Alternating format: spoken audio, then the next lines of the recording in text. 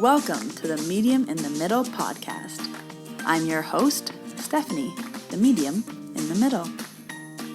This podcast is going to walk you through my journey into mediumship and how I came to realize that I could communicate with souls that have passed over. My adventure started just over a year ago when unusual situations started happening to me. It wasn't until I really started to pay attention to them that it all started to come together. I wrote down everything that I was experiencing this past year in a little black book, and this podcast is going to be a recap of all of those memories leading up to where I am today in my mediumship journey. I will be releasing new episodes every Tuesday, and I recommend listening to the podcast in order, starting with episode 1, as my story will unfold more week by week. If you would like to stay connected with me, follow me on Instagram at mediuminthemiddle.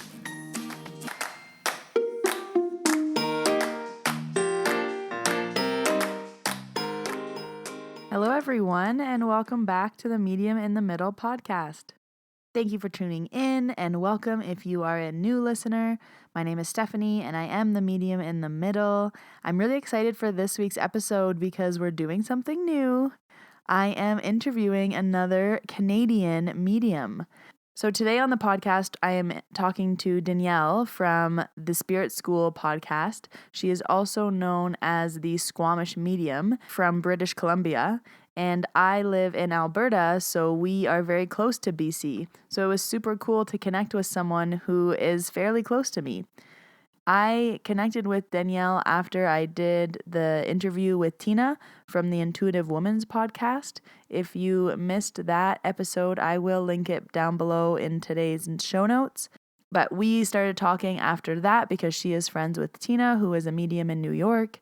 And we just found out that our stories have a lot of similarities, which I thought you would be interested in hearing.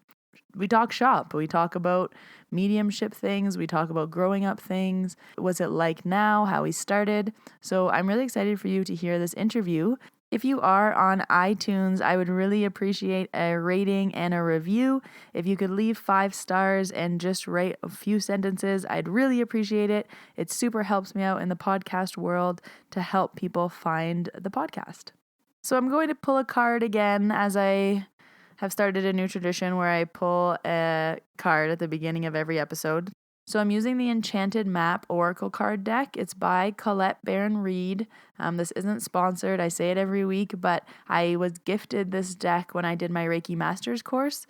So I really like it, and I like to pull 1 card a day just to know what's up. And I've liked adding that to this as well with every episode. And I've gotten a lot of nice feedback on it. And a lot of people have gone out and bought this deck. So just know that you don't need to buy this specific deck. Any Oracle deck will work. They're all very similar. I believe just the drawings are different on them. But just so you know, I'm using an Oracle card deck. And I'm going to shuffle them up right now and see what the universe has to say today. Ooh, I like this card. So I just pulled card number 44, Strength, and I will read the description for you. Your true strength comes not from self-reliance alone, but from a sincere faith in a higher power. The card meaning: the strength to accomplish even the most daunting task is yours at this time. You can connect with and channel the power of the universe. The Strength card indicates that your ideas are being tested and refined, and your relationships are being deepened. No matter what happens, nothing can move you off the course of evolution. As the potency of your connections becomes more obvious, you're able to harness the creative energies that are available to you. Have courage and dive in, for magic is in the process of finding a form to take. When you remember that real strength comes from a combination of your efforts and reliance on a higher power working through you, all is possible. You can do anything now. I feel like this card is just speaking to all of us, especially in what is going on in the world right now. We really do need to remember that we do have strength, and this is a really good time to deepen connections. We have all the time in the world to call people. So FaceTime your friends. Pals, call them up. So that is this episode's Oracle card.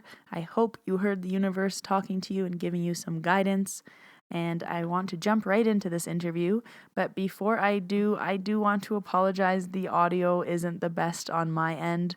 Definitely a learning. My first interview, it wasn't until I listened back that I realized I don't think my mic was actually connected, so my computer microphone got it all. But it's definitely bearable. I've heard worse audio, but just a little warning.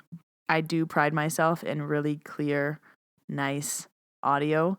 So this made me a little upset, but we got to roll with it, and the content is good. So just know that next time I do an interview, I will know to test my microphone. So enjoy the interview, and let's get right to it. Hello, everyone, and please help me welcome Danielle, from the host of the Spirit School podcast, also known as the Squamish Medium. Thank you so much for being here. Thank you for having me, Stephanie. I'm so excited to be on your podcast. I love your podcast. Well, thank you so much. So it's really special. You're actually going to be my first guest on the podcast. So the podcasters are very used to just hearing my voice. So I think this will be a really nice treat for them. Oh, well, I'm very honored to be your first. So thank you so much. So what I really wanted to bring to my listeners was the view from another medium and someone else who has kind of gone through what I have, but you are much farther along in your journey. You've been doing this for 7 years. So I'd love to just know your story of how you started. For sure. Well, my story always works a little bit backwards because I didn't actually know I was a medium until I was 31 and I had my first child. It was through that childbirthing experience. It was through the whole experience of kind of tapping into my feminine self through giving birth to this little girl who is like an angel in my life, Katie Jane. And then the teacher appeared. And so I was able to kind of get another validation, because every medium I had seen since I was 17 years old said that I was a medium, but I never believed them. I was like, no, like angels aren't going to talk to me, because I was kind of a badass kid. But once I met my first teacher and she sat me down and kind of showed me how to connect, and a lot of information started coming through, including names. It was very subtle and it was a very natural energy for me to be in. And then I realized that the rest of my life kind of made sense, because I'd been having similar experiences since I was a child. So in essence, I feel like I had my first experience when I was 7, but I didn't wake up to the actual medium gift within me until I was 31. Yeah. Could you share that first story? Because I find my listeners always want to know, did something happen when you were younger, when you were a kid? And for me, the answer is no, or not that I can think of. So I'm always interested to know what happened when other people were younger, that now looking back on it, it makes sense, but maybe in the moment it didn't. Yeah, again, my story hops, so I'll share it as best as I can. But the first experience I remember as a kid is when I was 7 years old and I was at a local swimming pool. And this little boy came right up to me and he said, "My name is Skylar." And I looked at him and I'm covered in shivers even telling you. And I knew that he was my spirit guide. I'd never heard the word spirit guide. I just got shivers. I know it just, like, I'm covered head to toe in shivers every time I share this story. And now that my guide has reintroduced himself to me at 31, he reminded me of that experience and he came to me in the flesh. But what happened after that moment was I knew I was not alone. It was like a moment where I knew I was not alone. And then the spiritual curiosity kicked in. I didn't grow up in a religious family at all. Quite the opposite. And though I lie, because my dad had like definitely a lot of faith growing up and stuff like that. He had a Catholic mom, but I became so incredibly spiritually curious that I started attending all the churches in my neighborhood and collecting Bibles. And even as a high school, I was looking into theology studies, because I just knew that there was something greater than us. And I just knew that I was so spiritually curious. And so that was kind of my whole childhood. I was a really weird kid. That's incredible. Yeah, I really like hearing that, because it is those little things that when you look back on them, it didn't make sense to you until you were 31 and met your guide again, but your whole life had been leading you to like where you are now. Absolutely. And, at a funeral when I was 9, I was gifted the book by James Van Praagh, Talking to Heaven. That was my first exposure to mediumship. Oh my gosh, I just bought that book. Oh, did you? That's so funny. Yeah, that's my first exposure to mediumship. And then Sylvia on Montel. And then it was John Edwards on Crossing Over. Love John Edwards. He's one of my favorite mediums in the world. I'm trying to manifest being able to work with him one day in some capacity. I love him so much. I relate to him the most. He's just like, no, it's an H name. Tell me who the H name is. And people are like, I don't know. And then it's like, oh, I get it. And I was like, yes, like I love how he just sticks to his facts. He sticks to it. And I think one of my philosophies is I do think men make better mediums because they are way less attached to what's coming through for them. As women, we're very attached because we care about how the receiver receives it. We care that it's correct. I think men don't think like that, and they are more clear channels because of that. Yeah, I know. Or we get stuck in, we don't want to be wrong. Yeah. I'm always so afraid to be wrong. And this happened to me actually just a few weeks ago, where I was getting very clear, like meme, mimi, something repeating like that. And I was like, okay, like I'm really getting this from your mom's side. She's like, no, no one. And I was like, okay. And I probably like told her, I'm like, mimi, meme, meme, like something is repeating like this. She's like, no, no, no. And I left that day thinking that I just had the worst reading ever. And I can't believe I just was repeating this over and over again. And the next day I got a message being like, oh my God, we used to call my great grandma on my mom's side Memiel or something like that. And she's like, I don't even know why I didn't think about that. And I was like, oh, phew. Like, but if I didn't stick to it, you kind of want to give up on it because you're like, okay, they said no the first time. Yeah, and it's a lot of pressure, right? So it's like we're under pressure too, but our sitter is also feeling they're nervous. A lot of them come in really nervous and kind of unsure. I know for me, I'm a lot of people's first experience in mediumship. So they don't even know. So they trust you with that. Yeah. So it's interesting. And so, I've been on that end too. And so I kind of know what they feel like, because I've been getting mediumship readings myself since I was 17. That's like how I used to spend my money. Yeah.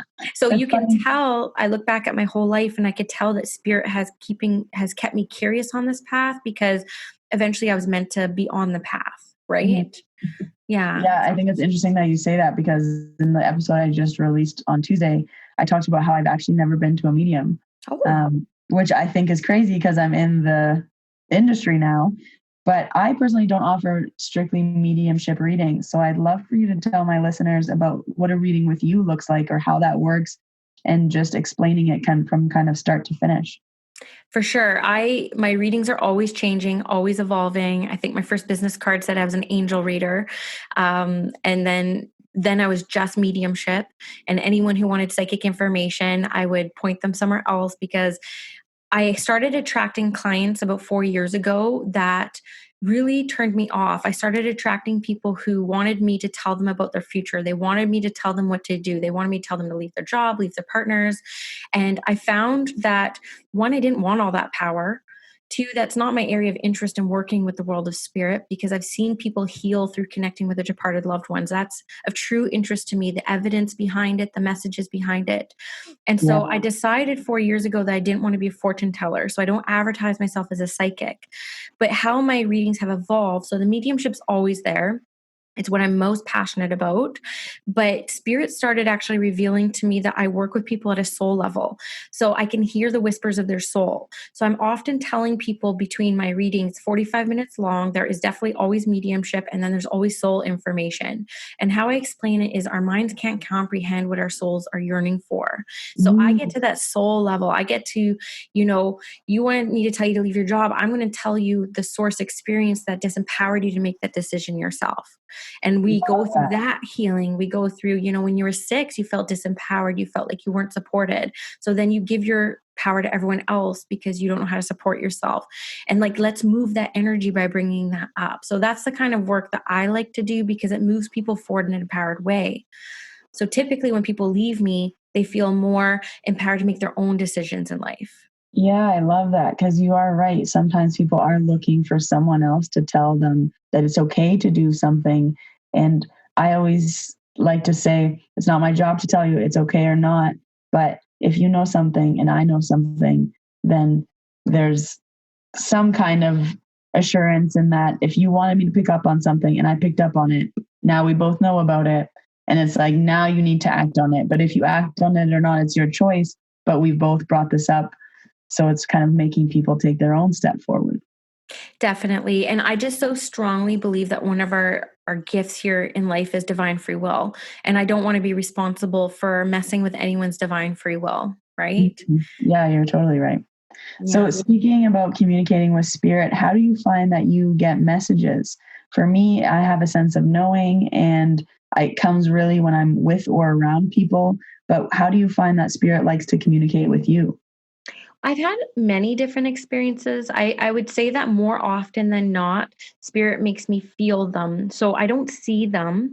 Even when I close my eyes and I see spirit, there's still shadows to me. I don't get a whole lot of color or clothing. I never get clothing. If I call in a firefighter or a policeman, I'm not seeing their uniform. It's coming from a knowing. But I feel things. So like I can feel a heart attack, I can feel breast cancer, I can feel situational depression versus like clinical depression. I can feel brain aneurysms, I can feel memory loss, I can feel strokes, I can feel anxiety. Wow, that's so cool. How do you piece together kind of information to make that message for your sitter? Because I find that that's kind of the hardest part, is making it all make sense. Do you Yeah.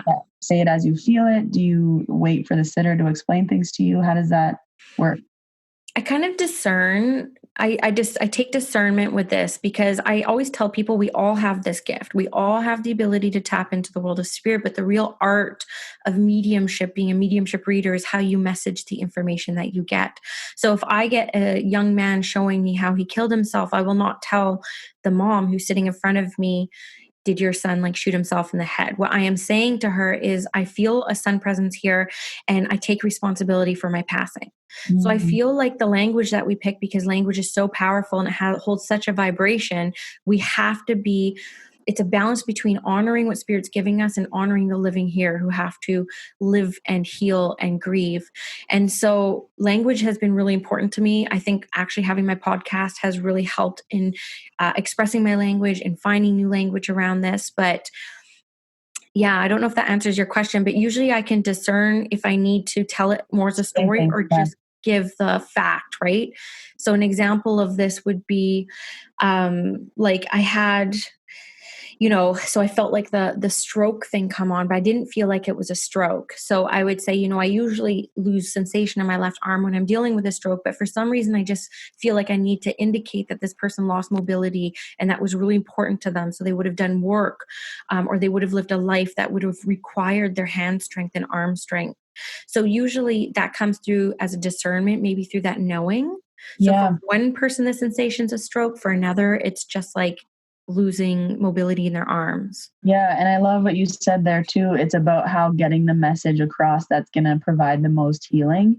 Because I do agree, people are coming to see a medium for healing. They're looking for answers. They're looking to know that their loved ones are still around. And they're just looking for some reassurance and some evidence that they are still around, or that we are connected with their loved ones. So I really love that you just said that.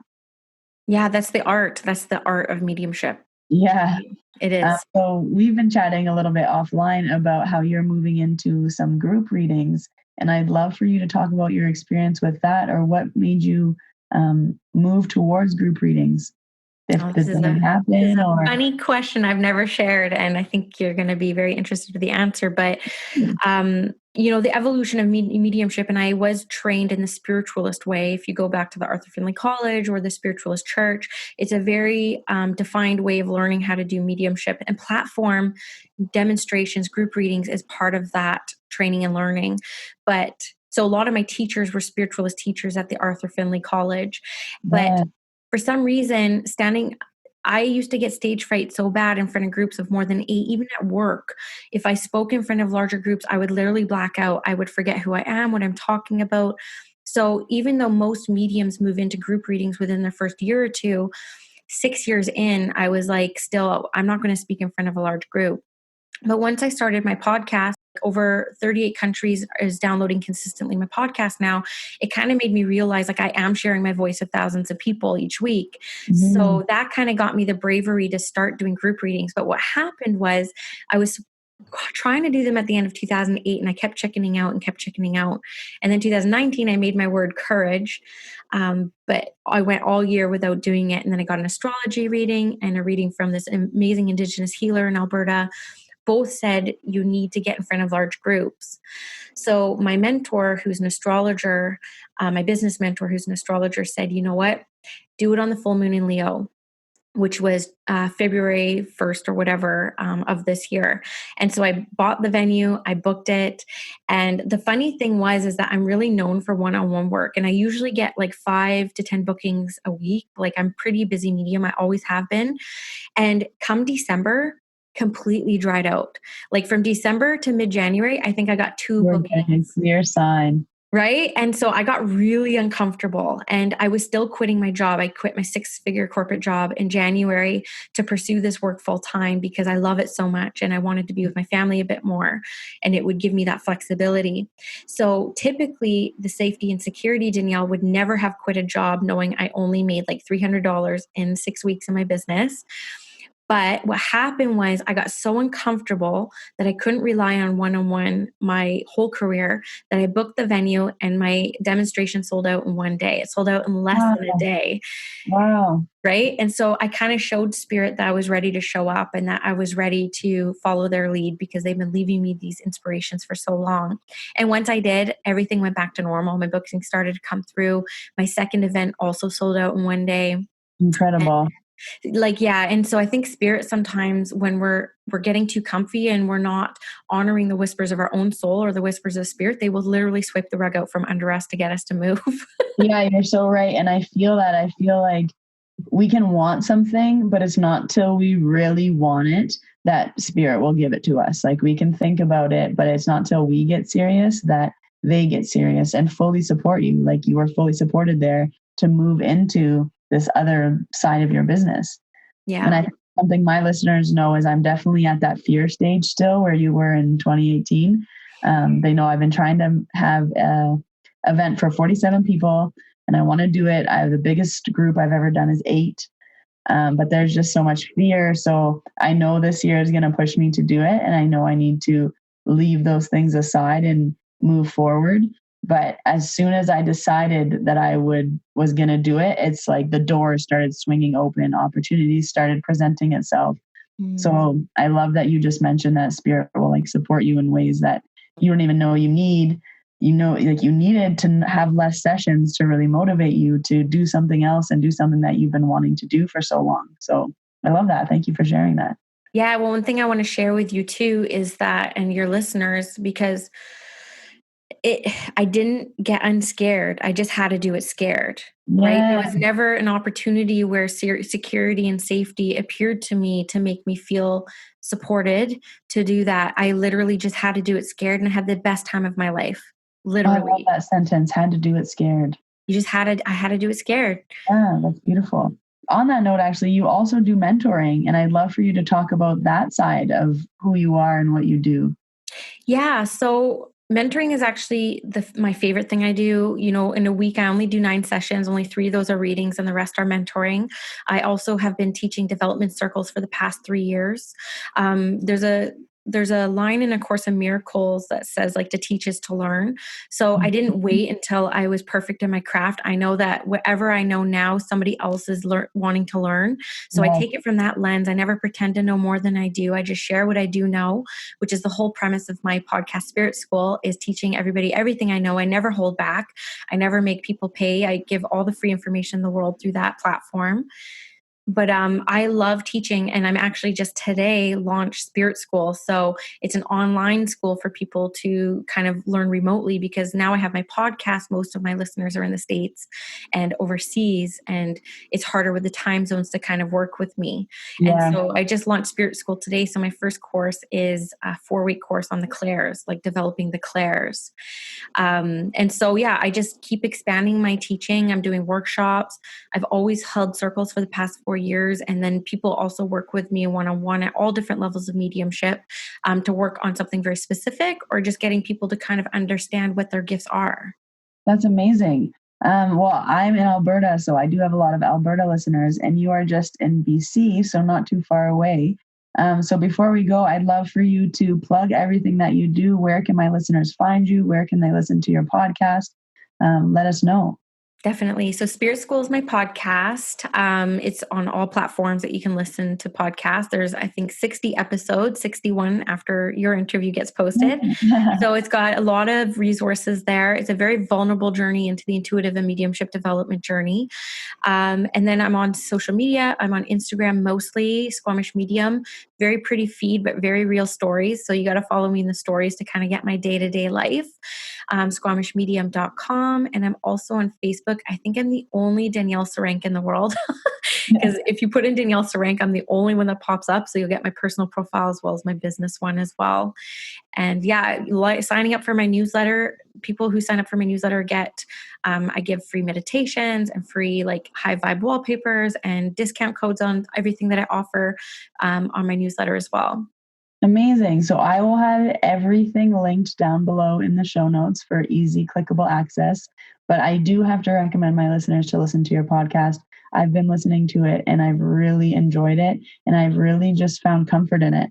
So thank you so much for being on the podcast today. I'm really excited to share this with everyone and I really encourage everyone to check you out. Awesome. Thank you. Okay, bye. Bye. Thank you for listening to this week's episode. I hope you enjoyed my conversation with Danielle. I loved being able to connect and chat with another medium, especially someone in Canada. It's so cool to be able to have these kinds of conversations. Again, if you are using iTunes, I would love a rating and a review. If you scroll down, it just takes a few moments and we all have a little extra time on our hands. So I appreciate it because it really helps me out. Again, I release new episodes every Tuesday, and if you subscribe, I will pop up in your library each week. All right, everyone. Have a great week. Bye.